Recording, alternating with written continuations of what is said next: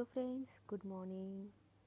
तो आज का मेरा व्लॉग जो है वो है एक तिरुपति ऋषिवन की पिकनिक ट्रिप का, जो हमारे अफवाह थ्रू ऑर्गेनाइज़ की गई थी। इसमें सिर्फ और सिर्फ लेडीज़ जा सकती थी, फैमिली बिल्कुल भी अलाउड नहीं थी, ना बच्चे थे ना हस्बैंड थे। आफ्टर 15 ईयर्स के बच्चे अलाउड थे, जो लगभग कोई आया नहीं था। तो सुबह रेडी होके चाय पी के मैं पहुंच गई थी अपने पिकनिक जाने से पहले। जो हमारी प्लेस डिसाइड हुई थी वहाँ पे एक हमारे कैंपस में वो जगह थी, तो वहाँ पे हम सब पहुँच चुके थे। और एक जो होता है ना कि पिकनिक जाने से पहले कैसे वेल बिहेव वेल ऑर्गेनाइज करके सबको अपने अपने बस में बिठा के नंबर वाइज, फिर पिकनिक में जहाँ पे हम जा रहे थे ऋषिवन, वहाँ पे बहुत सारी एक्टिविटी होने वाली थी। उसके कूपन्स वगैरह सब बस में पहले हमें दे चुके थे। फिर जैसे बस में बैठे हमको मिल गया था नाश्ता, जिसमें थी बहुत सारी अच्छी अच्छी चीज़ें थी। कचौरी, ब्रेड पकोड़ा, जूसेस वगैरह सब बहुत सारी मिला, जो हमने अच्छे से एंजॉय करके खा भी लिया तुरंत ही। और बस में भी मज़ा आया, सब अंताक्षरी खेलते खेलते हम जा रहे थे। और मेरा जो ग्रुप था वो हम लगभग 4 to 5 बस में डिवाइड हो चुके थे। ऐसे करते ही लगभग 1.5 घंटे का जर्नी था, उसको हमने कवर कर लिया और पहुंच चुके थे हम तिरुपति ऋषिवन, जो एक बहुत सुंदर सा ऐसे पिकनिक स्पॉट है, जहाँ पे बहुत सारे एक्टिविटी होने वाली थी। बहुत सारे थ्रिल्स थिएटर्स थे, डिस्को था, लंच था, मतलब फुल ऑन पैकेज था। तो वहाँ पे जाने के बाद सबसे पहले वहाँ पे एयरफोर्स मतलब अफवाह पिकनिक के लिए एक स्पॉट दिया गया था, जहाँ पे सारी लेडीज़ जमा होगी। वहाँ पे पहले कुछ इंस्ट्रक्शन दिए जाएंगे कि कौन सी एक्टिविटी करनी है या फिर कहाँ जाना है, कितने टाइम तक करनी है, लंच कब है, वगैरह वगैरह, ऐसे सारी इंस्ट्रक्शन देने के बाद, क्योंकि तब तक सेन से मैम भी आ चुकी थी, उनका भी वेलकम हो रहा था। उनके वेलकम होने के बाद, सबके इंस्ट्रक्शन ख़त्म होने के बाद, फिर हमने चाय की मज़ा ली सुबह सुबह, क्योंकि सुबह सुबह बहुत जल्दी निकल गए थे सारे। लगभग 7 से 8 बजे तक हम सब निकल गए थे। चाय पीने के बाद फिर हमने शुरू किया ऋषिवन को एक्सप्लोर करना। सबसे पहले हम आए थे 60 थिएटर में, जहाँ पे पहले से ही बहुत ही बड़ी लंबी लाइन लग चुकी थी। और एक टाइम पे सिर्फ 12 लोग अंदर अलाउड थे, या फिर सिर्फ 12 ही सीट थी, इसलिए 12 लोग। ऐसे करके हमारा नंबर आया, और जब हम अंदर गए तो वो एक होने वाला था हॉन्टेड वीडियो।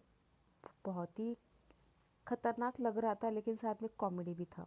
लेकिन हाँ, जो हम देख रहे थे वो एकदम ही ऐसे लग रहा था कि हम रियल में सब एक्सपीरियंस कर रहे थे।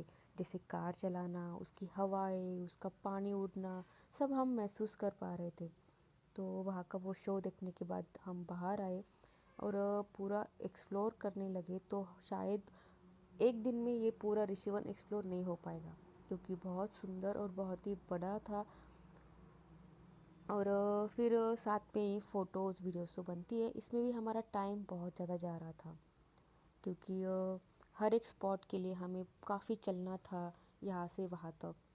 तो चलो, सबसे पहले हम जाने वाले थे स्काई रेल के लिए। जो स्काई रेल मीन्स ऑब्वियसली आसमान में, लेकिन बहुत ऊपर नहीं था। दैट मीन्स बस थोड़ी सी ऊंचाई पे वो स्काई ट्रेन होने वाली थी। हम सब लाइन में भी लग चुके थे, ट्रेन भी हमारी आ चुकी थी। ओपन ट्रेन थी, लाइक बलून वाली। और सबसे पहले हमें एकदम ज़ोर का धक्का लगा, तो इसलिए हमें लगा कि ख़तरनाक होने वाला, लेकिन बाद में पता चला कि एकदम सिंपल ऐसी राइड होने वाली थी, जिसमें हमने बस चिल्ला चिल्ला के मज़ा किया, फ़ोटोज़ निकाले, वीडियोज़ निकाले, बस। इसके अलावा और कुछ कर नहीं पाएंगे, क्योंकि लेडीज़ को बस इतना ही आता है, photos and videos, photos and videos always. Next हमने की डैशिंग कार, जो ऐसे लग रहा था कि सारी की सारी बच्ची बन चुकी है, क्योंकि किसी को भी ये समझ नहीं आ रहा था कि कैसे चलाना है। बस सब एक दूसरे को टक्कर मारते जा रही है। और सॉन्ग्स बज रहे थे, मज़ा आ रहा था। पागलों जैसी हरकतें ख़त्म होने का नाम नहीं ले रही थी। सब लोग बस टक्कर पे टक्कर मारे जा रही थी और हंस रही थी।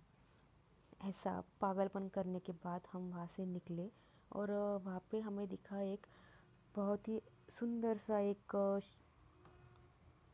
शिवलिंग, जहाँ पे हम गए, दर्शन लिया, फ़ोटोज़ निकाले और ये शिवलिंग बहुत ही बड़ा लग रहा था देखते ही। और उसका जो डिज़ाइन था, पानी वगैरह बहुत सुंदर लग रहा था। वहाँ पे जाने के बाद बहुत फ्रेश फील हुआ।